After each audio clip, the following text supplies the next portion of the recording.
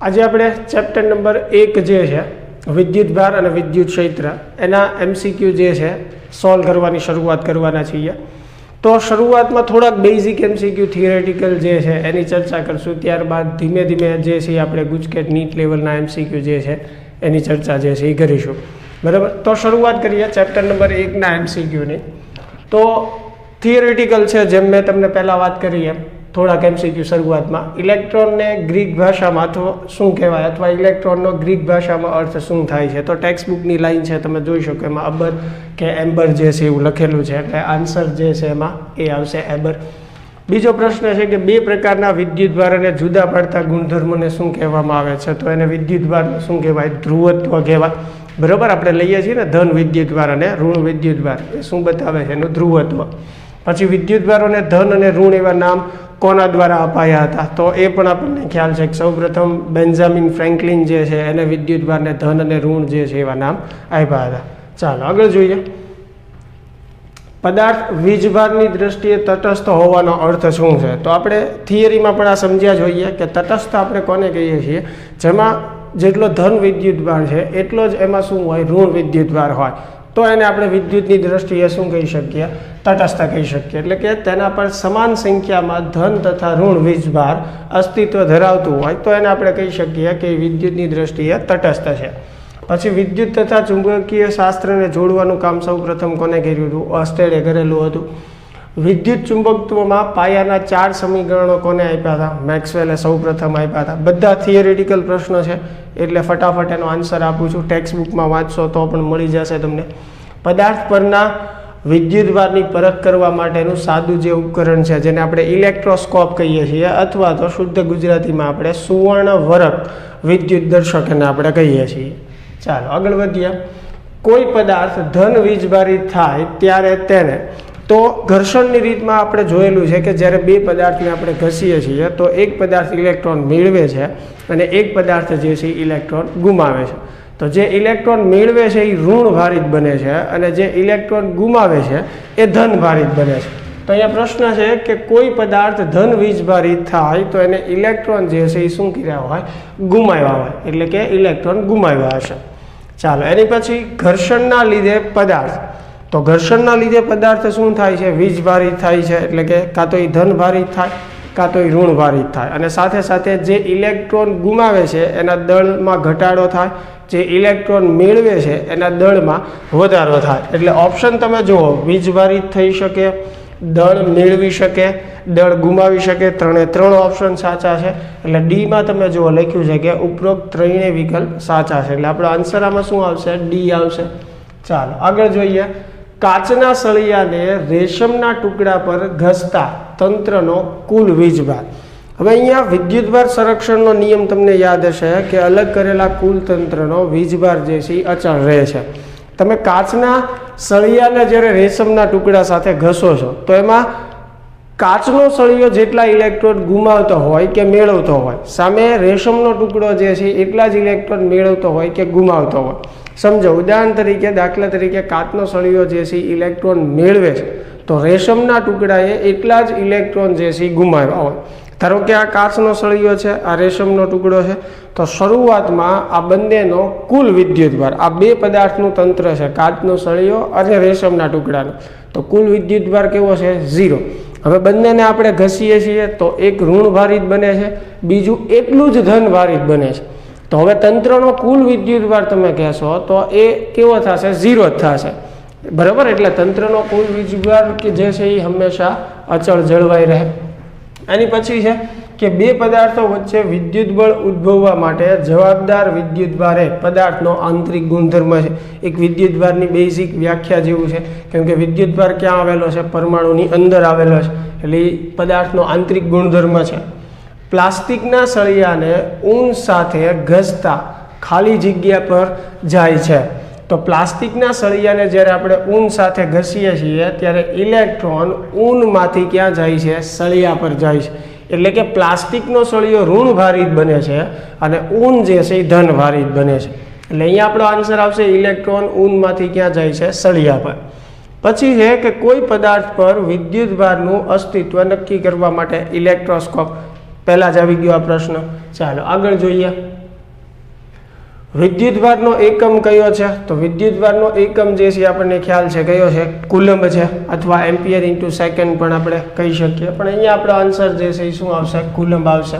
ચાલો એની પછી ધાતુના 1 ગ્રામ દળના ગોળામાં 5×10⁻21 પરમાણુઓ છે. એટલે જુઓ પરમાણુની સંખ્યા આપી છે. જો આ પરમાણુ પૈકી 0.01% પરમાણુમાંથી દરેકમાંથી 1 ઇલેક્ટ્રોન દૂર કરવામાં આવે. હવે તમે સમજો કે ભાઈ ટોટલ પરમાણુ જે છે એ કેટલા છે? 5×10⁻21. બરાબર. હવે દરેકમાંથી તમે 1 ઇલેક્ટ્રોન દૂર કરો તો કેટલા ઇલેક્ટ્રોન દૂર કરવાના આવે? તો કે 5×10⁻21. દરેકમાંથી જો 1 ઇલેક્ટ્રોન દૂર કરીએ તો, પણ એના 0.01%માંથી ઇલેક્ટ્રોન દૂર કરવામાં આવે છે. બરોબર છે. તો ગોળાએ મેળવેલો વિદ્યુતભાર જે છે એ કેટલા કુલમ થશે? હવે વિદ્યુતભાર મેળવવા માટે સૂત્ર છે આપણી પાસે Q બરાબર Ne. N એટલે ઇલેક્ટ્રોનની સંખ્યા, E એટલે ઇલેક્ટ્રોનનો વિદ્યુતભાર. બરાબર. તો હવે અહીંયા ખાસ ધ્યાન રાખજો કે ટોટલ પરમાણુ 5×10⁻21 છે, અને એમાંથી જો હું 1 ઇલેક્ટ્રોન દૂર કરું તો ઇલેક્ટ્રોન પણ એટલા દૂર થાય, પણ એ બધામાંથી નથી કરવાના, એના 0.01%માંથી.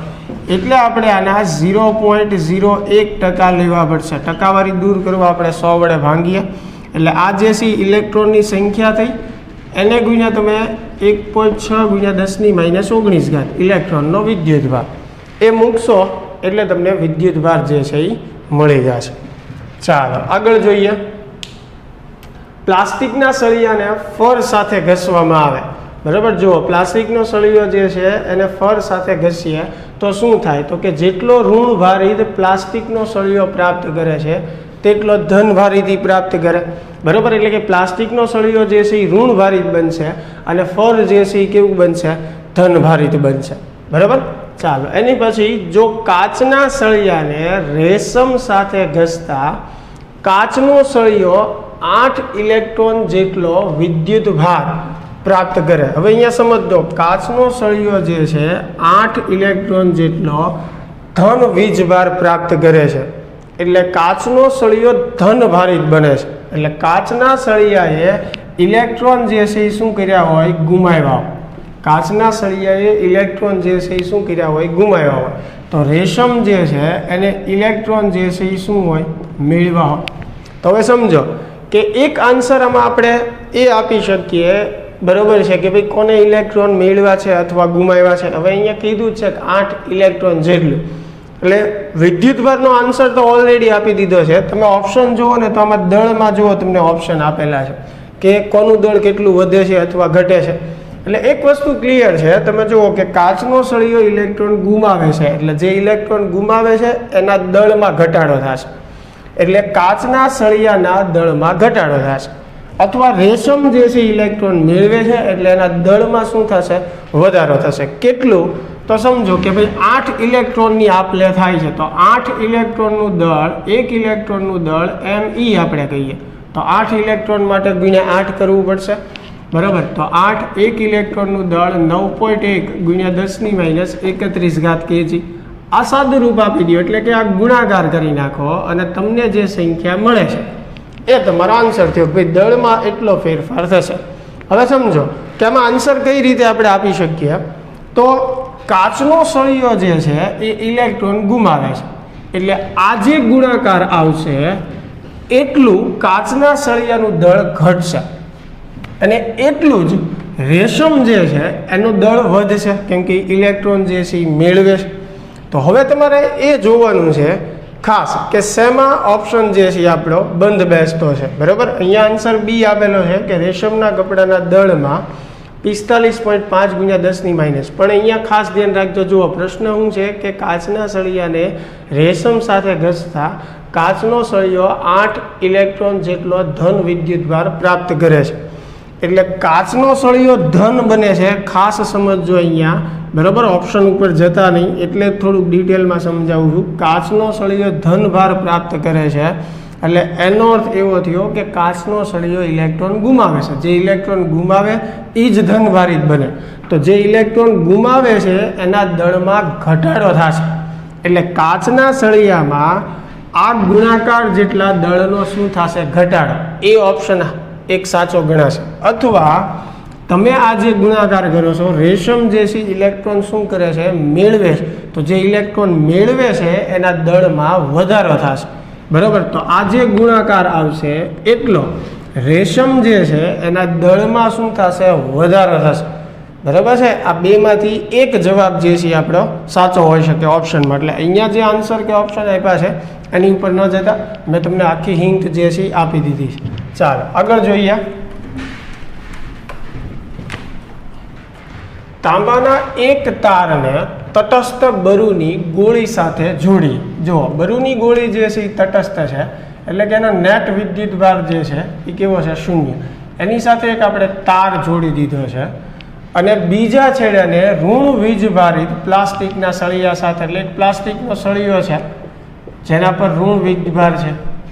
હવે સીધી વાત છે, તાંબાનો તાર છે એટલે એ સુવાહક છે. સુવાહકમાં વિદ્યુતભારનું પ્રસરણ થાય તો આ ઋણ વિદ્યુતભાર જે છે પ્રસરણ પામીને ક્યાં આવશે? આ બરુની ગોળી ઉપર આવશે. એટલે બરુની ગોળી જે છે એ કેવી બનશે? ઋણ વીજભારિત બનશે. બરાબર. એની પછી સુવાહકતાનો ગુણધર્મ કોને આભારી છે? તો આપણને ખ્યાલ છે કે વિદ્યુત ભારનું કે વિદ્યુત પ્રવાહનું વહન મુક્ત ઇલેક્ટ્રોનના લીધે થાય છે. એટલે સુવાહકતાનો ગુણધર્મ કોને આભારી છે? મુક્ત ઇલેક્ટ્રોનને આભારી છે. ચાલો આગળ જોઈએ. જો વિદ્યુતભાર સ્થાનાંતરિત થઈ સુવાહક તથા અવાહક પર જાય તો વિદ્યુતભાર અનુક્રમે ખાલી જગ્યા. હવે આપણે અગાઉ પણ ચર્ચા કરેલી છે કે જો સુવાહકને વિદ્યુતભાર આપવામાં આવે તો સુવાહક પર હંમેશા વિદ્યુતભાર એની સપાટી પર પ્રેરિત થાય છે, એટલે કે સપાટી પર જાય છે.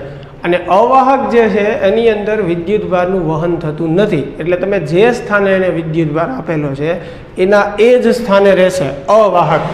બરાબર. એટલે અહીંયા આપણો આન્સર આવશે કે સમગ્ર સપાટી પર વિતરિત થાય છે એમાં સુવાહકમાં, અને અવાહક માટે એ જ સ્થાને રહે, તમે જે સ્થાને એને વિદ્યુતભાર આપેલો. કેમ કે અવાહકમાં વિદ્યુતભારનું વહન થશે નહીં, એટલે જ આપણે એને અવાહક કહીએ છીએ. ચાલો એની પછી વિદ્યુત પરિપથો તથા ઉપકરણોને સલામતી પૂરી પાડવા વધારાના વીજભારને પૃથ્વીમાં મોકલવાની જે પ્રક્રિયા છે એને આપણે શું કહીએ? અર્થિંગની પ્રક્રિયા કહીએ છીએ, અથવા ઘણીવાર એની માટે ગ્રાઉન્ડિંગ એવો શબ્દ પણ વાપરવામાં આવે છે. એટલે અહીંયા એ અને બી બંને ઓપ્શન સાચા છે. એને અર્થિંગ પણ કહી શકાય અને ગ્રાઉન્ડિંગ પણ કહી શકાય. ચાલો આગળ જોઈએ.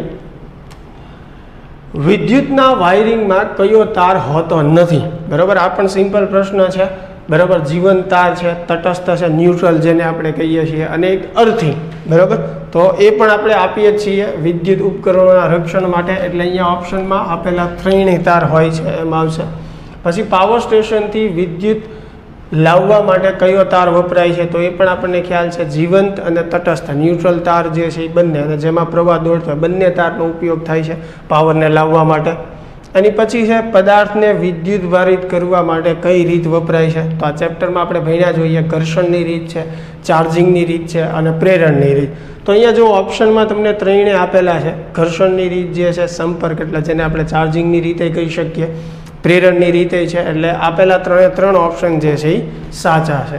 ચાલો આગળ જોઈએ કે ભાઈ ગોળા એ પર ક્યુ કુલમ ધન વીજભાર છે, તેના વડે વીજભાર વિહીન ગોળા બીને સંપર્કની રીતે વીજભારિત કરતા ગોળો બી જે છે.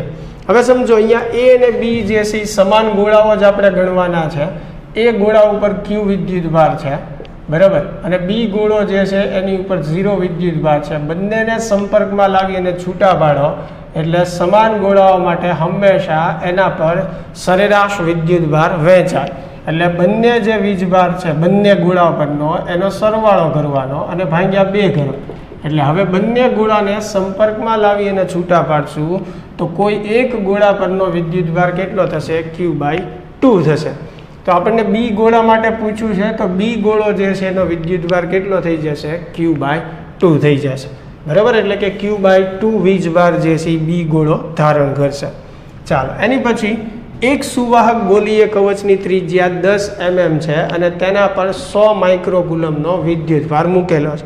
તો યાદ રાખજો ખાસ, સુવાહક ગોલીય કવચ હોય એટલે વિદ્યુતભાર હંમેશા એની સપાટી પર વિતરિત થયેલો હોય. અંદરના વિસ્તારમાં નેટ વિદ્યુતભાર કે નેટ વિદ્યુત ક્ષેત્ર જે છે એ કેવું કહેવાય? 0 કહેવાય. હવે આ કવચના કેન્દ્ર પર 10 માઇક્રોકુલમ જેટલો વિદ્યુતભાર મૂકવામાં આવે છે તો તેના પર લાગતું વિદ્યુત બળ કેટલું થાય? તો મેં તમને કીધું એમ કે કવચના કેન્દ્ર પર તમે વિદ્યુતભાર મૂકશો તો પણ પરિણામી જે કાંઈ વિદ્યુતભાર છે એ ફક્ત ક્યાં પ્રેરિત થવાનો છે? એની સપાટી પર. એટલે અંદરના વિસ્તારમાં નેટ વિદ્યુત ક્ષેત્ર કેવું થશે? 0. તો વિદ્યુત ક્ષેત્ર 0 હોય તો F બરાબર QE મુજબ E 0 થશે તો બળ પણ કેવું થઈ જશે? 0 થઈ જશે. એટલે એના પર લાગતું બળ જે છે એનો આન્સર આવશે 0. ચાલો આગળ જોઈએ. એક ઋણભારિત સળિયાને R ત્રિજ્યાના સુવાહક તટસ્થ ગોળાની નજીક લાવી અને દૂર લઈ જતા. હવે સમજો શું કીધું છે? એક R ત્રિજ્યાનો તટસ્થ ગોળો છે. હવે તટસ્થ ગોળો એટલે એમાં જેટલો ધન વીજભાર છે એટલો જ એમાં શું હશે? ઋણ વીજભાર હશે. હવે ઋણભારિત સળિયો જે છે એ આની નજીક લાવવાનો છે. તો આ ગોળાની નજીક તમે ઋણભારિત સળિયો લાવશો તો અહીંયા બધો ધન વીજભાર આકર્ષાશે અને ઋણ વીજભાર અપાકર્ષાશે એટલે બીજા છેડે જતો રહેશે. તો નજીક લાવી અને પાછો સળિયાને દૂર લઈ જવાનો. હવે તમે આ સળિયો નજીક લાવ્યા પછી પાછો તમે હવે દૂર લઈ જાઓ તો ફરીને પાછી આની આ પરિસ્થિતિ થઈ જશે. ગોળો તટસ્થ જ રહેશે. બરાબર. એટલે અહીંયા ખાસ ધ્યાન રાખજો, આન્સર જે છે એ શું આવવાનું છે? તટસ્થ જ રહેશે. હા, આમાં તમને એવું કીધું હોય કે પછી સામેના બીજા છેડે જે છે એને તમે અર્થિંગ કરો તો આ ઋણ વીજભાર જે છે એ જમીનમાં ઉતરે અને પછી તમે સળિયાને દૂર કરો તો ફક્ત આ ગોળા ઉપર ધન વીજભાર પ્રાપ્ત થાય. એટલે અહીંયા જે આન્સર આપ્યો છે એની ઉપર ધ્યાન ન દેતા કે ધન વીજભારિત થશે, પણ આપણને જે પ્રશ્ન આપ્યો છે એમાં કોઈ જગ્યાએ અર્થિંગ કે એવું કંઈ કરવાનું કીધું નથી. ખાલી સળિયો નજીક લાવવાનો છે અને દૂર લઈ જવાનો. તો એવા કિસ્સામાં સળિયાને નજીક લાવો ત્યારે વિદ્યુતભારનું પ્રેરણ થાય, એક બાજુ ધન આવી જાય એક બાજુ ઋણ આવી જાય, પણ સળિયો દૂર કરો એટલે પાછી હતી એમને પરિસ્થિતિ થઈ જાય. એટલે ગોળો જે છે એ તટસ્થ જ રહેશે. બરાબર, વિદ્યુતભારની દ્રષ્ટિએ. ચાલો એની પછી જે છે કે કોઈ એક પદાર્થનો જમીન સાથે સંપર્ક કરાવતા ઇલેક્ટ્રોન જમીનમાંથી તે પદાર્થ પર જાય છે, એટલે કે ઇલેક્ટ્રોનને આકર્ષે છે એવું જ ગણી શકાય. તો પ્રારંભમાં તે પદાર્થ ખાલી જગ્યા હોય. હવે કોઈ પદાર્થ ઇલેક્ટ્રોનને આકર્ષે છે તો એ પદાર્થ પોતે કેવો હોય? ધન ભારિત હોઈ શકે તો જ ઇલેક્ટ્રોનને આકર્ષે. એટલે આપણો આન્સર જે છે એ શું આવશે? કે ભાઈ ધન વિદ્યુત ભારિત હશે. ચાલો આગળ જોઈએ. બે વિદ્યુતભારો વચ્ચે પ્રવર્તતું કુલંબ બળ એ ખાલી જગ્યા હોય છે. તો આપણને ખ્યાલ છે કે કુલંબ બળ જે છે આકર્ષી અને અપાકર્ષી બંને પ્રકારનું હોઈ શકે. સજાતીય વિદ્યુતભારો હોય તો અપાકર્ષી પ્રકારનું હોય અને વિજાતીય હોય તો આકર્ષી. એટલે આકર્ષી અને અપાકર્ષી એમ બંને પ્રકારનું હોઈ શકે. પછી છે કે જ્યારે સાબુના પરપોટાને વિદ્યુતભાર આપવામાં આવે ત્યારે શું થશે? તો આ ધ્યાનથી સમજો. ધારો કે કોઈ આ પરપોટો છે અને એની સપાટી પર કાં તો તમે ઋણ વીજભાર આપો અથવા તમે ધન વીજભાર આપો. ઉદાહરણ તરીકે ધારો કે આપણે એની સપાટી પર બધે ધન વિદ્યુતભાર આપીએ છીએ તો એની સપાટી પર આવી રીતે વિતરિત થઈ જશે. તો હવે શું થશે? જુઓ, સામસામે આ દરેક ધન વિદ્યુતભાર છે એકબીજાને શું કરે? અપાકર્ષે. આ ધન વીજભાર વડે આની પર લાગતું બળ જે છે આ દિશામાં લાગે. એવી રીતે આ ધન વીજભાર વડે આ રીતે દરેક એકબીજાને શું કરશે? અપાકર્ષે. એટલે દરેક વિદ્યુતભાર પર જે બળ લાગે છે એ બહારની તરફ લાગશે. બરાબર. એટલે એના હિસાબે પરપોટો જે છે એ પ્રસરવાનો ગુણધર્મ ધરાવશે, કેમ કે બહારની તરફ પરિણામી કુલંબ બળ કે વિદ્યુત બળ જે છે એ લાગી રહ્યું છે, એટલે કે પ્રસરણ પામશે. એમ આન્સર આવશે. ચાલો એની પછી જે છે કે પૃથ્વીની સપાટીએ વિદ્યુતભાર ઘનતા જે છે એ ખાલી જગ્યા ક્રમની છે. તો આ પણ એકદમ સિમ્પલ પ્રશ્ન છે, ટેક્સ્ટ બુકમાં લખેલું છે, તમે વાંચો. વિદ્યુતભારની પૃષ્ઠ ઘનતા પૂછી છે, બરાબર છે, પૃથ્વી માટે. તો એ આન્સર તમારી ઉપર છોડું છું, મેળવી લેજો તમે. પછી છે કે એક કુલમ વિદ્યુતભારમાં કેટલા ઇલેક્ટ્રોન હશે? તો આ પણ સિમ્પલ છે. Q બરાબર n ઇન્ટુ E થશે. n એટલે આપણે ઇલેક્ટ્રોનની સંખ્યા મેળવવાની છે, એટલે સૂત્ર થશે Q અપોન E. તો Q જે છે 1 મૂકવાનું છે, E એટલે 1.6 × 10⁻19 એટલે તમને ઇલેક્ટ્રોનની સંખ્યા મળી જાય. વિદ્યાર્થી મિત્રો, ઘણીવાર મેં તમને પહેલાંય કીધેલું છે, આપણે ચેપ્ટર નંબર 2ના MCQ કરતાં ક્યારેક મટીરિયલમાં ટાઈપિંગની કે ભૂલ જે છે એ હોઈ શકે. એટલે ખાસ એ ધ્યાન રાખજો કે આન્સર મેળવવા માટેની હિન્ટ હું તમને આપી દઉં છું. એટલે ઘણીવાર એવું બને કે તમે જે આન્સર મેળવ્યો છે એ ઓપ્શનમાં ન પણ બતાય, તો ચિંતા કરવાની જરૂર નથી, હિન્ટ હું તમને આપી જ દઉં છું, એટલે એ રીતે જ આપણે ગણવાનું હોય છે, બરાબર. તો આમાંથી તમે n જે છે એ મેળવી લેજો. ચાલો આગળ જોઈએ આપણે. આકૃતિમાં દર્શાવેલા તંત્રનો ચોખ્ખો વિદ્યુતભાર જે છે એ મેળવો. હવે જો અહીંયા આ જે તમને આકૃતિ આપેલી છે એમાં Q1 જે છે એક 8 કુલમ વિદ્યુતભાર, એક 2 કુલમ વિદ્યુતભાર, એક -6 કુલમ અને એક -4 કુલમ. તો કુલ વિદ્યુતભાર આપણે મેળવવાનો, એટલે દરેક વિદ્યુતભારનો આપણે શું કરવાનો છે, સરવાળો. ધન છે એ ધન લેવાનું છે, ઋણ છે એ ઋણ લેવાનું છે. તો 8 + 2 +10 આવશે, અને આ -10 +10 -10 એટલે શું થઈ જશે, 0. તો નેટ વિદ્યુતભાર જે છે એ શું થઈ જશે, 0 થઈ જશે. ચાલો આગળ જોઈએ. અલગ કરેલા તંત્રનો કુલ વીજભાર. આ વિદ્યુતભાર સંરક્ષણના નિયમનું વાક્ય છે, હંમેશા કેવો રહેશે, અચળ રહેશે, અથવા એને આપણે એમ કહીએ છીએ કે ક્યારેય ઉત્પન્ન નથી કરી શકાતો અથવા તો નાશ નથી કરી શકાતો. એટલે અહીંયા એવા શબ્દમાં લખેલું છે કે ઉત્પન્ન નથી કરી શકાતો કે નાશ નથી કરી શકાતો, એવું પણ હોઈ શકે, અચળ રહે છે. બહુ સિમ્પલ પ્રશ્ન છે. ચાલો પછી એની પછી અલગ કરેલા તંત્ર માટે સાચું વિધાન નીચેનામાંથી કયું છે? તો આ પણ આને જ રિલેટેડ છે, તો આનો જવાબ તમારા પર છોડું છું, એટલે વિચારીને જોઈ લેજો. ચાલો એની પછી વીજભારના ક્વોન્ટમીકરણનું સૌપ્રથમ સૂચન કોને કર્યું હતું? તો આપણને ખ્યાલ છે કે વિદ્યુતભારનું ક્વોન્ટમીકરણ સૌપ્રથમ ફેરાડેએ રજૂ કર્યું હતું. પછી નીચેનામાંથી કયો વીજભાર અસ્તિત્વ ધરાવતું નથી? તો આની માટે વિદ્યુતભારનો જે ક્વોન્ટમીકરણનો નિયમ છે કે વિદ્યુતભાર જે છે એ હંમેશા n ના પૂર્ણ ગુણાંક સ્વરૂપે જ હોય છે. તો આમાં તમારે શું કરવાનું છે, તમને એમનેમ પણ ખ્યાલ આવી જાય, પણ છતાં વ્યવસ્થિત ગણીને તમારે મેળવવું હોય તો દરેક વિદ્યુતભાર માટે તમારે ઇલેક્ટ્રોનની સંખ્યા મેળવવાની. આપણી પાસે સૂત્ર છે Q = n × E. તો n બરાબર શું થશે, Q/E. તો પહેલો ઓપ્શન ચેક કરવા માટે તમને જુઓ Q આપેલું છે, તો પહેલા ઓપ્શન માટે તમે અહીંયા Q મૂકી દો, જે આપેલું છે 4.8 × 10⁻19 એને ભાગ્યા E. તો આમાં n ની કિંમત જો તમને પૂર્ણાંક મળે તો એ સાચું છે, કેમ કે n ના પૂર્ણ ગુણાંકમાં જ હોય છે વિદ્યુતભાર ક્વોન્ટમીકરણના નિયમ પ્રમાણે, બરાબર છે. બીજો ઓપ્શન જે છે તો એની માટે ચેક કરવું, એટલે અહીંયા ફરીને Q બરાબર આ બીજા ઓપ્શનની વેલ્યુ મૂકવાની, E ની કિંમત તો જે આપણે લઈએ છીએ, તો એમાં પણ n ની કિંમત પૂર્ણાંક આવશે, બરાબર, એટલે એ પણ સાચું છે. ત્રીજો ઓપ્શન તમે ચેક કરી જુઓ, તો ત્રીજો ઓપ્શન જે છે એમાં Q કેટલું આપ્યું છે, 8 × 10⁻18, એટલે એ મૂકો, E ની કિંમત. તો એમાં જો n અપૂર્ણાંક આવે, બરાબર છે, તો એ ખોટું છે. એવી રીતે ચોથા ઓપ્શનમાં જે છે 2.4 × 10⁻19 છે, તો એમાં પણ તમે મૂકી જો, બરાબર છે, Q ની કિંમત આ લેવાની છે, અને એમાં n અપૂર્ણાંક આવે, તો એ ઓપ્શન જે છે એ ખોટો છે, બરાબર, કેમ કે n ની કિંમત હંમેશા પૂર્ણાંકમાં હોવી જોઈએ. એટલે આપણો પ્રશ્ન એ જ છે કે નીચેમાંથી કયો વીજભાર અસ્તિત્વ ધરાવતો નથી? તો જે વીજભારમાં n ની કિંમત અપૂર્ણાંક આવશે, 1.5 છે, 2.5 છે, 1.23 છે, તો એ અસ્તિત્વ ધરાવતો નથી એમ તમે કહી શકો ક્વોન્ટમીકરણના નિયમ પ્રમાણે. ચાલો આગળ જોઈએ. 4 પ્રોટોન તથા 6 ઇલેક્ટ્રોન ધરાવતા તંત્રનો કુલ વીજભાર કેટલો થાય? 4 પ્રોટોનનો વીજભાર +4E, બરાબર, 6 ઇલેક્ટ્રોનનો -6E, તો કેટલું થશે, -2E થશે. તો આ -2E ની કિંમત મૂકી દો, 1.6 × 10⁻19, એટલે -3.2 × 10⁻19 કુલમ આવશે નેટ વિદ્યુતભાર. ચાલો ક્લિયર. એની પછી -19.2 × 10⁻19 કુલમ વીજભાર ધરાવતો પદાર્થ કેટલા ઇલેક્ટ્રોન ગુમાવી શકે? એટલે આમાં આપણે ઇલેક્ટ્રોનની સંખ્યા મેળવવાની છે, એટલે Q = n × E. તો n બરાબર શું થશે, Q/E.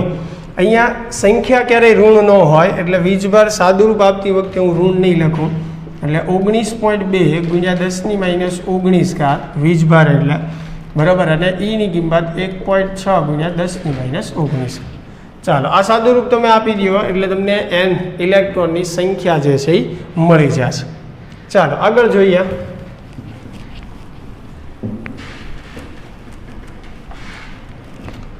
(1.28 × 10⁻16 કુલમ વીજભાર ધરાવતો પદાર્થ દર સેકન્ડે 1 ઇલેક્ટ્રોન જેટલો વીજભાર ગુમાવે છે, એટલે 1 સેકન્ડે 1 ઇલેક્ટ્રોન ગુમાવે છે. તો તે ખાલી જગ્યા સેકન્ડ બાદ તટસ્થ થશે. બરાબર. તો અહીંયા જુઓ, દર સેકન્ડે એક ઇલેક્ટ્રોન જે છે એ ગુમાવે. તો પહેલાં તો આપણે ઇલેક્ટ્રોનની સંખ્યા મેળવી લઈએ કે ભાઈ એમાં જે વીજભાર છે એ પ્રમાણે એ કેટલા ઇલેક્ટ્રોન જે છે એ ગુમાવી શકે. તો n બરાબર શું થશે? Q/E થશે. એટલે આનાથી તમને શું મળી જશે? ઇલેક્ટ્રોનની સંખ્યા મળી જશે. હવે અહીંયા તમે સમજી શકો, દર સેકન્ડે એક ઇલેક્ટ્રોન ગુમાવે છે. તો ધારો કે આ આન્સર જે છે તમારો 800 ઇલેક્ટ્રોન આવ્યો, તો સમજો અહીંયા કે ભાઈ 800 ઇલેક્ટ્રોન ગુમાવે છે. એક સેકન્ડે એક ઇલેક્ટ્રોન ગુમાવે, તો સીધી વાત છે કે 800 ઇલેક્ટ્રોન ગુમાવે છે તો સમય કેટલો લાગવાનો છે? 800 સેકન્ડ. બરાબર. હા, જો એની સિવાયનો કોઈ સમય આપેલો હોય તો તમે સિમ્પલ ત્રિરાશિ મેળવીને પણ સંખ્યા તો તમારે મેળવવી જ પડશે, પણ પછી તમારે ત્રિરાશિ મૂકવી પડશે કે ભાઈ એટલા સમય માટે એટલા ઇલેક્ટ્રોન છે. બરાબર. તો આ ઇલેક્ટ્રોન માટે કેટલો સમય લાગશે, એ રીતે તમે ત્રિરાશિ મૂકી અને સમય જે છે એ મેળવી શકો. પણ અહીંયા એક સેકન્ડે એક ઇલેક્ટ્રોન છે એટલે ઇલેક્ટ્રોનની જેટલી સંખ્યા આવશે એટલો જ સમય જે છે એ લાગશે. બરાબર. ચાલો, એની પછી જે છે કે કોઈ વાહક પર 8 × 10⁻19 કુલમ ઋણ વીજભાર હોય તો તેના પર રહેલા વધારાના ઇલેક્ટ્રોનની સંખ્યા. તો આ પણ સિમ્પલ છે. n બરાબર Q/E વાળું સૂત્ર વાપરો એટલે ઇલેક્ટ્રોનની સંખ્યા જે છે એ તમને મળી જશે. ચાલો આગળ જોઈએ. પ્રોટોન 3 ક્વાર્ક્સનો બનેલો છે તેમ ધારી પ્રોટોનનું બંધારણ જણાવો. તો આ પણ થિયરીમાં આપણે ભણેલા જ છીએ. પ્રોટોન જે છે UUD પ્રકારનું બંધારણ ધરાવે છે. 2 અપ ક્વાર્ક્સ હોય છે એમાં અને 1 ડાઉન ક્વાર્ક્સ. ન્યુટ્રોનનું પણ પૂછી શકે તો ન્યુટ્રોનમાં 1 અપ ક્વાર્ક્સ હોય છે અને 2 ડાઉન ક્વાર્ક્સ, એટલે કે UDD પ્રકારનું બંધારણ હોય ન્યુટ્રોન માટે અને પ્રોટોન માટે UUD પ્રકારનું. બરાબર. અપ ક્વાર્ક્સ જે છે એ પ્લસ વિદ્યુતભાર ધરાવે છે, ડાઉન ક્વાર્ક્સ જે છે એ માઇનસ વિદ્યુતભાર ધરાવે છે. અપ ક્વાર્ક્સનો વિદ્યુતભાર +2/3 ઇલેક્ટ્રોન જેટલો હોય અને ડાઉન ક્વાર્ક્સનો કેટલો હોય છે? -1/3 ઇલેક્ટ્રોન જેટલો. બરાબર. તો આમાં UUD પ્રકારનું બંધારણ આવશે પ્રોટોન માટે. આગળ જુઓ પ્રશ્નો કે અપ ક્વાર્ક્સ તથા ડાઉન ક્વાર્ક્સનો વિદ્યુતભાર જણાવો. તો અપ ક્વાર્ક્સનો મેં કીધું એમ +2/3 ઇલેક્ટ્રોન અને ડાઉન ક્વાર્ક્સનો -1/3 ઇલેક્ટ્રોન. પછી કુલમના નિયમમાં વપરાતા અચળાંક Kનું CGS મૂલ્ય મેળવો. તો Kનું CGS મૂલ્ય જે છે એ કેટલું થાય? 1 થશે. આપણે એનું MKS મૂલ્ય જે છે Kનું એ કેટલું છે? 9 × 10⁹ ન્યૂટન × મીટર સ્ક્વેર પ્રતિ કુલમ સ્ક્વેર. હવે આને CGSમાં આપણે ફેરવવું હોય તો દરેક યુનિટને તમારે CGSમાં લઈ જવો પડે. ન્યૂટનમાંથી આપણે ડાઇનમાં જવું પડે કેમ કે બળનો CGS એકમ ડાઇન છે. તો ન્યૂટનને ડાઇનમાં ફેરવવું હોય તો 10⁵ વડે ગુણવું પડે. પછી એવી જ રીતે મીટરમાંથી શેમાં જવું પડે? સેન્ટીમીટરમાં. તો 10⁵ પણ અહીંયા વર્ગ છે એટલે 10⁴ થશે. ચાલો, એટલે ઉપર જે છે એ ડાઇન × સેન્ટીમીટર સ્ક્વેર થઈ ગયું. પછી કુલમ જે છે એ વિદ્યુતભારનો MKS એકમ છે, એનો CGS એકમ સ્ટેટ કુલમ છે. 1 કુલમ બરાબર 3 × 10⁹ સ્ટેટ કુલમ થશે. એટલે કુલમમાંથી સ્ટેટ કુલમમાં જવા માટે આપણે 3 × 10⁹ વડે ગુણવું પડે. બરાબર. પણ અહીંયા વર્ગ છે એટલે આનો વર્ગ કરીએ આપણે. તો અહીંયા જુઓ 3નો વર્ગ એટલે 9, તો 9 કેન્સલ થઈ જશે. પછી અહીંયા ઉપર ટોટલ 10⁸ થશે. નીચે પણ 10⁹ વર્ગ કરો એટલે 10⁸. તો એ પણ ઉપર નીચે કેન્સલ થઈ જશે. તો ફાઇનલી K બરાબર તમને શું મળશે? 1 CGS એકમમાં. એટલે CGSમાં Kની કિંમત જે છે કેટલી આવશે? 1 આવશે. ચાલો આગળ જોઈએ. R અંતરે રહેલા 2 વીજભાર વચ્ચે લાગતું બળ F છે. ધારો કે 2 વીજભાર છે Q1 ને Q2. તો એની માટે બળનું સૂત્ર લખીએ KQ1Q2/R². આ સમીકરણ 1 કહીએ. હવે બંને વીજભારોને વધારાનો 200% વિદ્યુતભાર આપવામાં આવે. ધારો કે Q1 જે છે બરાબર, એમાં આપણે 200% ઉમેરીએ એટલે નવો વિદ્યુતભાર Q1 પ્રાઇમ કહીએ. Q1માં 200% ઉમેરવાના એટલે ટકાવારી દૂર કરવા માટે આપણે શું કરવું પડે? 100 વડે ભાંગવું પડે. તો અહીંયા આન્સર જે છે એ કેટલો? 2 આવશે. 2 + 1 એટલે 3Q1. એવી જ રીતે Q2 પ્રાઇમ માટે પણ કેટલું થશે? 3Q2. બંનેમાં 200% ઉમેરવાનો છે. બરાબર. અંતર સમાન જ રાખવાનું છે તો બળ કેટલું લાગશે? તો હવે જુઓ નવું બળ આપણે એફ પ્રાઇમ કહીએ, આ કે અહીંયા આવશે 3q1, કેમ કે હવે નવો વિદ્યુત ભાર 3q1, એવી રીતે બીજામાં ત્યાં શું થશે 3q2, અંતર જે છે એટલું જ રાખવાનું છે, તો 3 × 3 એટલે 9 થશે, કે q1 q2 અપોન r². તો આ 9 એઝ ઇટ ઇઝ, આની જગ્યાએ તમે શું લખી શકો એફ, મૂળ બળ આપણે સમીકરણ 1. તો પહેલાં કરતાં બળ જે છે કેટલું થઈ જશે 9 ગણું થઈ જશે. ચાલો ક્લિયર. એની પછી બીજો જે પ્રશ્ન જે છે એની ચર્ચા કરીએ.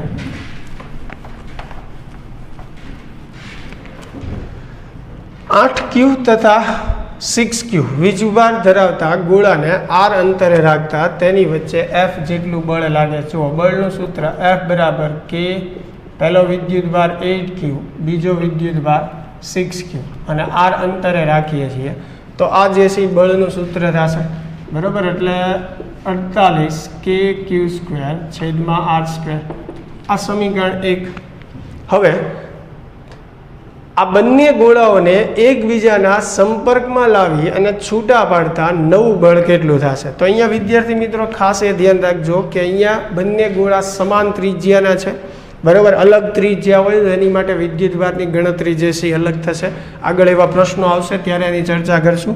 પણ અહીંયા બંને ગોળાઓ જે છે એ સમાન આપણે લેવાના છે.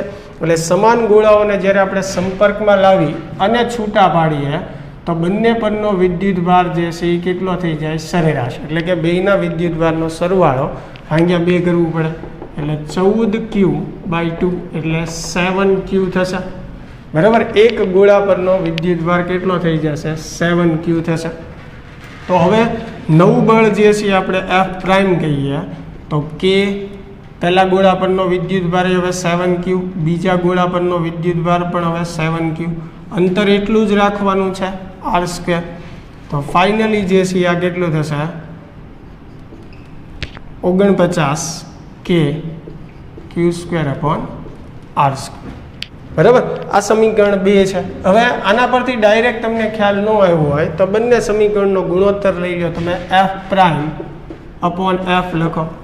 તો f પ્રાઇમ જે છે એમાં જુઓ આ પદ કોમન છે, આ પણ કોમન છે, તો ઉપર નીચે કેન્સલ થઈ જશે, એટલે અહીંયા ઉપર આવશે 49 અને આ પદનું જે છે 48 એમને વધશે.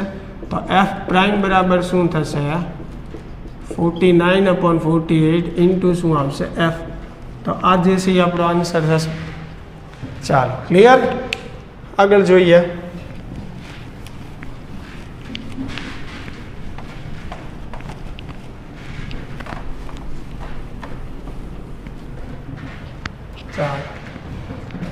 આ પ્રશ્નની ચર્ચા કરતા નથી વિદ્યાર્થી મિત્રો, પ્રશ્નમાં થોડીક ભૂલ છે, એટલે નેક્સ્ટ પ્રશ્ન તરફ આગળ વધીએ છીએ કે f બરાબર k q1 q2/r² માં બંને વીજભારોના મૂલ્ય અડધા કરી અને તેમની વચ્ચેનું અંતર અડધું કરવામાં આવે તો બળ જે છે કેટલા ગણું થશે?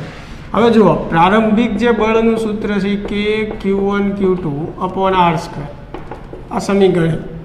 પણ હવે નવા બળ માટે આપણને શું કીધેલું છે કે બંને વીજભારોના મૂલ્ય અડધા કરવાના, એટલે q1ની બદલે આવશે q1/2, q2ની બદલે આવશે q2/2, અને તેમની વચ્ચેનું અંતર જે છે જુઓ વીજભારોના મૂલ્ય અડધા કરવાના અને એમની વચ્ચેનું અંતર પણ અડધું કરવાનું, એટલે અંતર r ની બદલે શું આવશે r/2 આવશે.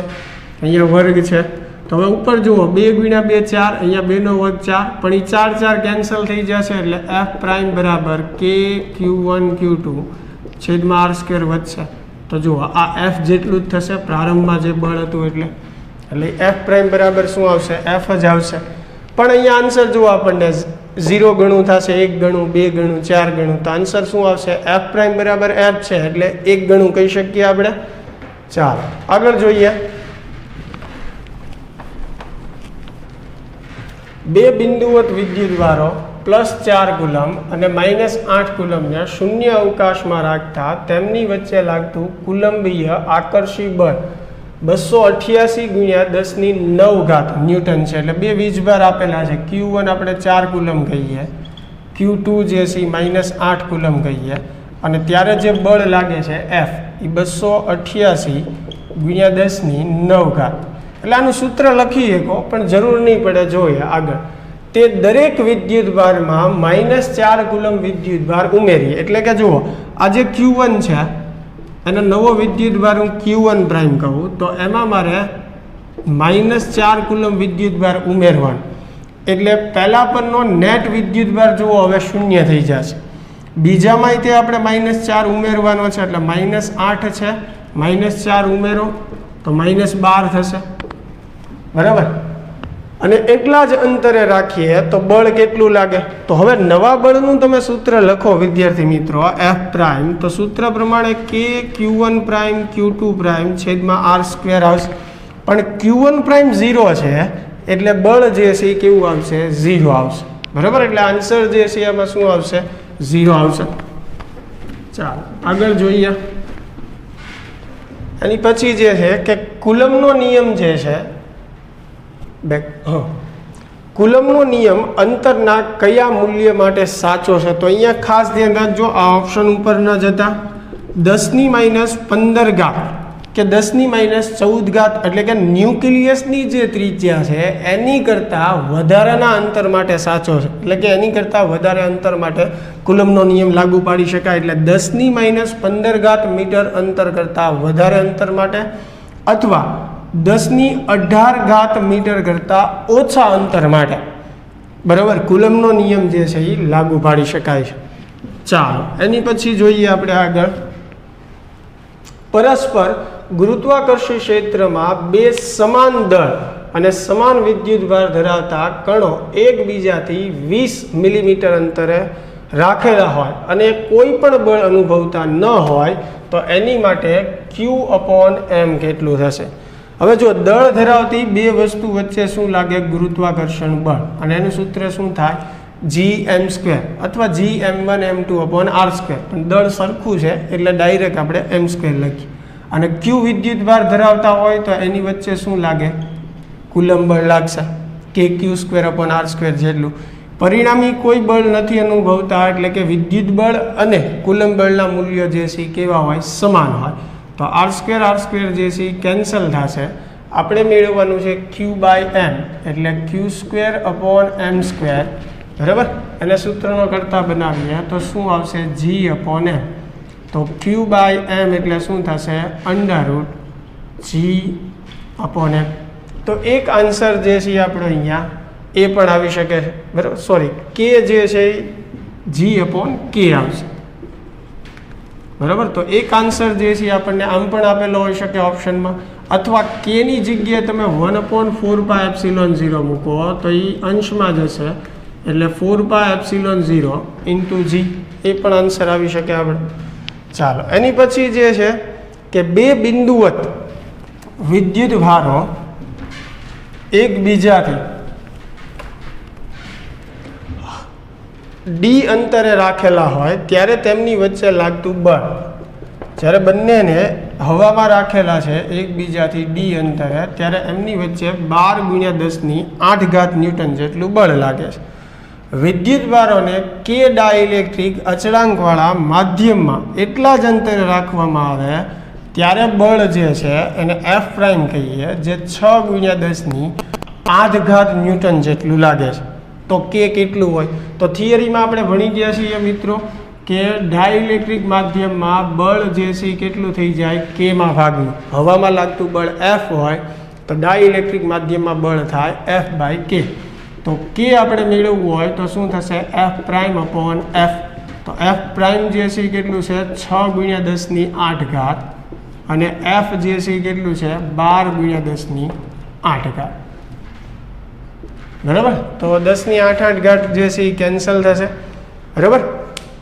અહીંયા ખાસ ધ્યાન રાખજો, કિંમત તમને જે આપી છે એ પ્રમાણે જ મેં તમને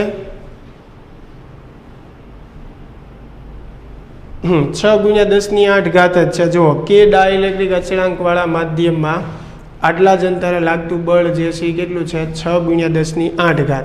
બરાબર. અને હવામાં લાગતું બળ જે છે એ કેટલું છે? 12×10⁸. તો ડાઇલેક્ટ્રિક માધ્યમમાં જે બળ લાગે છે એ કેટલું થશે? F/K જેટલું. F જે છે એ હવામાં લાગતું બળ છે. સોરી, K મેળવવાનું છે, થોડુંક ઉલટું લખાઈ ગયું. K મેળવવાનું છે એટલે શું આવશે? F/m એફ પ્રાઇમ આવશે ને, કેને સૂત્રનો કરતા બનાવે. તો એફ જે છે એ કેટલું છે 12 × 10⁸ અને 6 × 10⁸. તો 10⁸ કેન્સલ થશે એટલે કે બરાબર કેટલું આવશે 2 આવશે. એક વસ્તુ ખાસ ધ્યાન રાખજો મિત્રો કે કે ની કિંમત જે છે એ હંમેશા અવાહક પદાર્થ માટે કે ની કિંમત હંમેશા 1 કરતાં વધારે જ હોય. બરાબર. ચાલો તો અહીંયા આન્સર જે છે આપણે કેટલો આવશે 2 આવશે. તો આશા છે કે વિદ્યાર્થી મિત્રો આજના એમસીક્યુ જે છે વ્યવસ્થિત સમજાણા હશે. ઇઝી એકદમ એમસીક્યુ હતા, થિયોરિટિકલ હતા.